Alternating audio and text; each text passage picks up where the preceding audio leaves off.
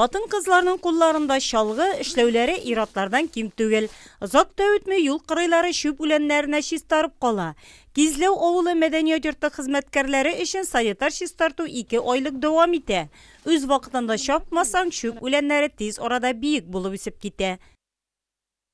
2 ай эчендә һәр даим эшләп торабыз. Бөтен тирә-юнебез чиста, матур булсын, авылыбыз матур, гөрләп торсын дип тырышабыз. Һәр вакыт шүп үләннәрдән. Менә хәзер инде шүп үләннәр чистарта башладык. Алдан инде шүп җыйдык. Һәм инде авыл халкына да без инде мөрәҗәгать иттердек. Тирә-юннәрегезне чиста тотыгыз, матур булсын авылыбыз, гөрләп торсын. Авыл активы санитар чистарту 2 айлыгы вакытында баганаларны агарту, юл кырыйларын, чишмәләрне, зират кырыйларын чистарту, урамнарны төзелеш материалларына арындыру кебек эшләрне башкарган. Әмма бу эшләр Киекле авыл җирлегендә әле дә тукталмый. 3 авылның территориясе көзгә кадәр җыештырыла.